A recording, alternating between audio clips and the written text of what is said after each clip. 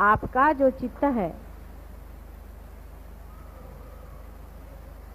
जब आप साधारण मानव रहते हैं तो शरीर, बुद्धि और मन तीनों में रहता है और आप खोजते रहते हैं उस चीज को जिससे आप आनंद पाए। जब आप उस चैतन्य शक्ति से एकाकार होते हैं,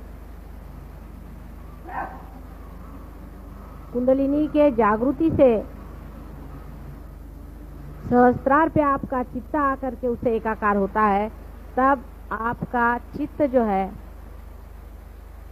अपनी कुंडलिनी पर जाता है और अपनी कुंडलिनी पे जाते ही आपका दूसरों के भी कुंडलिनी पे जाता है।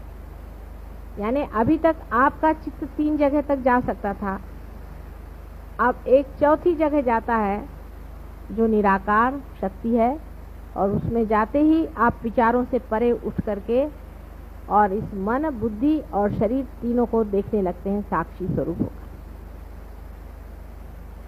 आप जिन लोगों के हाथ में से झंझन झंझन ऐसे चैतन्य की लहरियां बह रही हैं,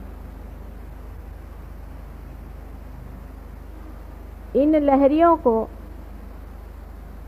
हम लोग इतने सहज में पा गए हैं कि हम जानते नहीं कि कितनी बड़ी चीज हमें मिल गई। पहला तो सबसे बड़ा जो प्रॉब्लम है वो कि इतनी बड़ी चीज इतने सहज में कैसे मिली, और मानव उसी में अपने को बड़ा धन्य समझता है जो वो किसी कर्तव्यगारी से पाता है। बाप ने अगर लाखों रुपए की भी उसको स्टेज दे दी तो उसकी वो विशेषता नहीं समझता, पर उसके कमाई से उसने अगर 2 रुपए भी मेहनत से कमाए तो उसको बड़ी भारी चीज समझता कि मेरी कमाई। ये उसके अहंकार का लक्षण है, ये उसके अहंकार की तृप्ति है। लेकिन सहयोग में तो अहंकार ही जब टूटता है तब फिर अहंकार से कोई चीज पाने की तो बात ही नहीं। इसलिए अहंकार जो है वो अतृप्त रह करके इस तरह की शंकाएं अंदर उठाता है कि ऐसे सहज में क्यों।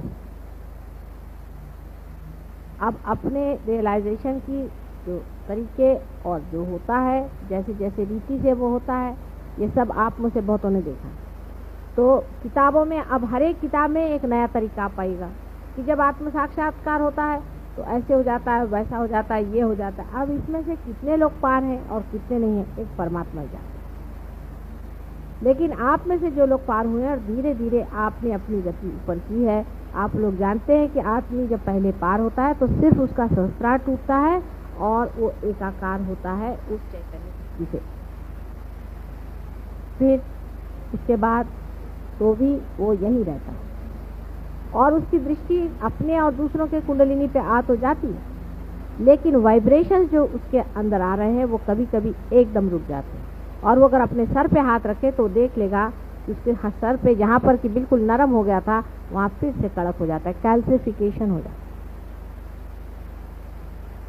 तुमको झालं ना, कालच पार झाला होता, अभी आप कल ही पार हुए थे और आपका कैल्सिफिकेशन। उसकी वजह क्या है? उसकी वजह यह है कि हमारे अंदर जो ईगो और सुपर ईगो है वो हट जरूर जाते हैं, हमारा चित्त बीचों बीच जरूर आ जाता है, लेकिन वो फिर से ग्रो करके और एक हो जाता है।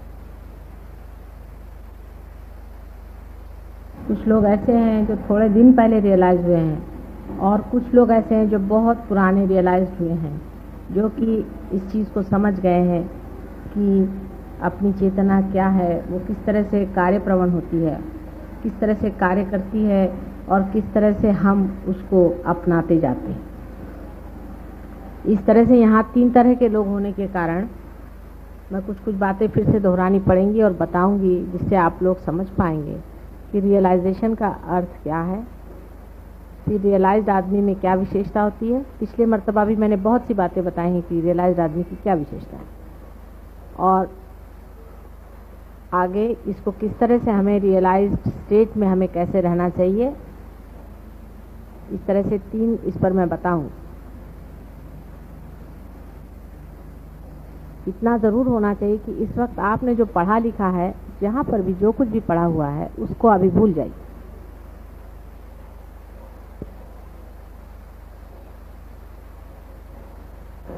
पहले तो प्रश्न यह है कि रियलाइजेशन का अर्थ क्या है। जब आप पैर पर आते हैं तो उसमें से कितने ही लोगों को कहा जाता है कि आप पार नहीं हुए और कितने ही लोगों को कहा जाता है कि आप पार हो गए। इसका एक तो अर्थ है ही कि रियलाइजेशन का संबंध आपके बाहरी शरीर मन बुद्धि से नहीं है, किंतु किसी आंतरिक चीज से है जो कुछ लोगों को हो जाता है और कुछ लोगों को नहीं होता। रियलाइजेशन में जब आप लोग मेरे पैर पे रहते हैं उस वक्त जो हाथ में देखते हैं लोग, वो ये देखते हैं कि उनके ऊपर जोर से प्रवाह हाथ में आने लग जाता है और आपको भी पैर में ऐसा लगने लगता है कि कुछ तो भी पैर में झकझक झकझक जा रहा है। अपनी चारों तरफ मनुष्य के, वातावरण के और सारे संसार की चारों तरफ चैतन्य शक्ति खेल रही। ज्ञानेश्वर जी आज होते तो उनसे हम ही बात कर लेते, वो भी खोज रहे थे तरीका किस तरह से बात समझाने का, लेकिन उनको बन नहीं पड़ा। बहुत छोटी उम्र में उनकी मृत्यु हो गई। ऐसे बहुत से लोगों की अपमृत्यु होने के कारण भी बहुत कुछ गलत फहमियाँ संसार में फैली और उन्होंने किताब लिख दी। ये दूसरी गलती कर दी जिस वजह से मैं किताब लिखने से बहुत डरती हूँ। किताब लिखते ही साथ लोग उसको रटना शुरू कर देंगे और उससे भी लोगों पर कंडीशनिंग हो जाए। तो अब इसमें क्या होता है क्या नहीं होता है, वो बिल्कुल आपको ऐसा सोचना चाहिए कि हर मिनट हमें नया एक अनुभव है, ये नई चीज़ है, हम नए आदमी, नया ही है सब कुछ, नए से ही जानना है, हम नए होकर के बैठे।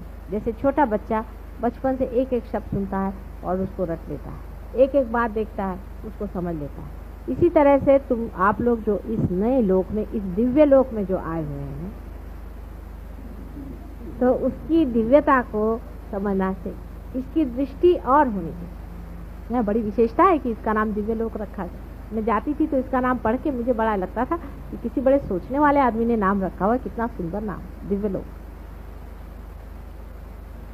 मुझे क्या पता था कि परमात्मा सारी व्यवस्था यहीं कर देंगे और भाटिया साहब इतनी मेहरबानी कर देंगे हमारे ऊपर। बहुत ही सुंदर जगह है। तो जिस दिव्य लोक में आप उतरे हुए हैं उसकी दिव्यता को जानने के लिए आपको सोच लेना चाहिए कि ये सब नवीन है, नावीन्यपूर्ण है, इसमें सारा ही नवीन अनुभव है। कहीं लिखा हुआ घिसा पिटा जो दूसरों ने अनुभव किया है वो नहीं है, हमें जो अनुभव करने का वो है। इसलिए एकदम नया, नूतन। जैसे कि एक छोटी सी चीज समझ लीजिए कि मानव का जन्म हम लोग इतने सहज में पा लेते हैं कि हम ये जानते ही नहीं कि मानव जन्म पाना जन्म जन्मांतर की मेहनत के बाद बड़ी मुश्किल से मानव का जन्म होता और उसका पुनर्जन्म तो बहुत ही जन्म जन्मांतर की मेहनत के बाद और खोज के बाद पुनर्जन्म होता है।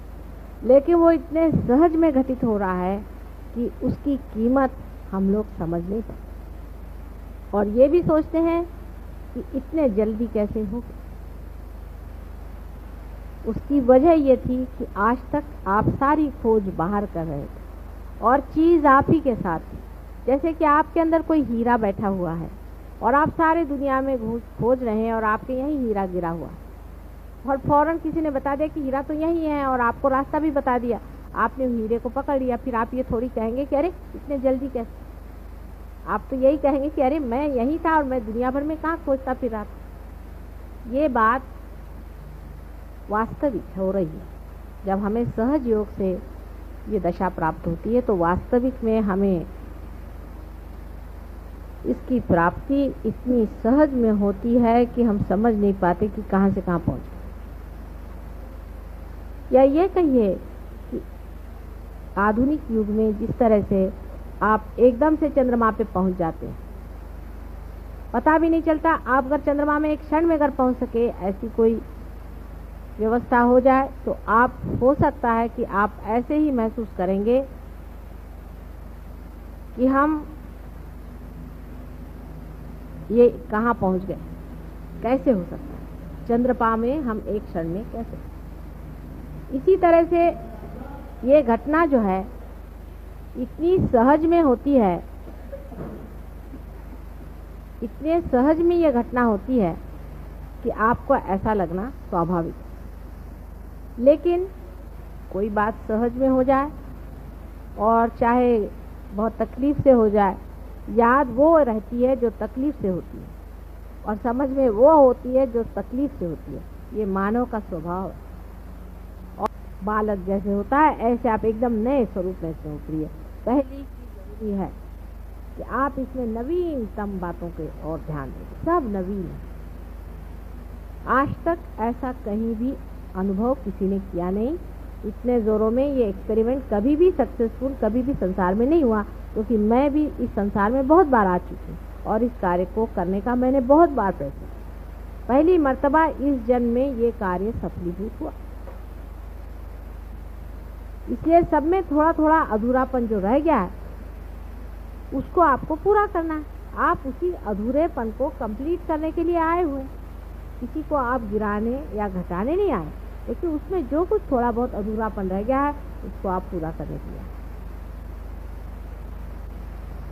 अब आप सोचिए कि एक नए जमाने के, नए विस्तार के एक नए लोग आप, और सारे संसार के लिए आपको मार्गदर्शन करना।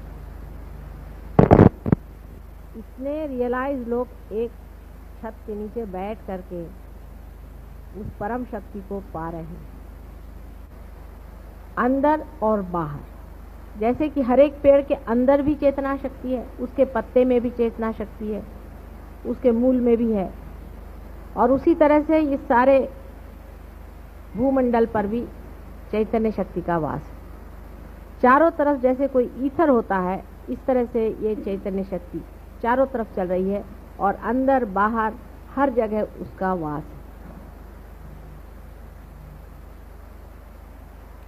और वही शक्ति पूरा जो कुछ कार्य जड़ शक्ति का करने का है करती रहती है। अब ये शक्ति हमारे अंदर कुंडली नामक, इसको कि कुंडली लोग कहते हैं, कुंडलिनी कहते हैं, लेकिन कुंडलिनी एक शब्द है दिया हुआ। हालांकि परमात्मा ने किसी भी चीज को अर्थ ही दिया है और शब्द तो दिया नहीं है, जैसे किसी का नाम दिया नहीं, पर मानव ने दिया हुआ नाम इसका कुंडलिनी। कुंडलिनी नाम की शक्ति, कुंडलिनी नाम की शक्ति हमारे अंदर रीढ़ की हड्डी के नीचे जो त्रिकोणाकार अस्थि है उसमें स्थित है। उसके बारे में अभी मैं एक आर्टिकल निकालने वाली हूँ शक्ति में, तो आप उसके सारे डिटेल्स पढ़ लीजिएगा और उसके साइंटिफिक नाम जो कुछ है वो भी आप जान लीजिएगा, और आप में से बहुत से लोग उसको जानते भी। अब आपका चित्त जो है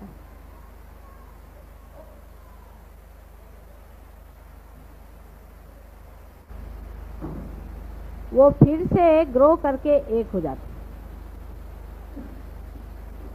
और जब वो ग्रो करके एक हो जाते हैं तो फिर से कैल्सिफिकेशन हो जाता है और प्रवाह बंद हो जाता है। लेकिन आप तो भी कुंडलिनी समझ सकते हैं।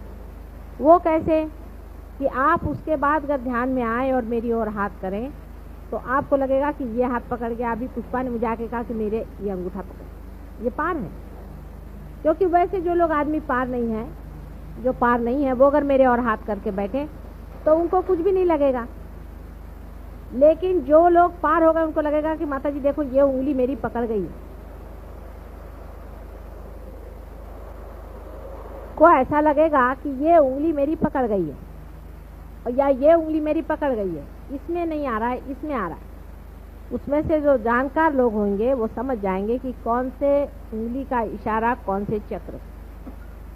अब ये कोई कपोल कल्पित नहीं है, दिमागी जमाखर्च से इस बात का पता नहीं लगा। मैंने तो बताया नहीं, क्योंकि मैं अगर इसको बताती तो सब लोग ये कहते कि माता जी यूं ही उड़ा रहे।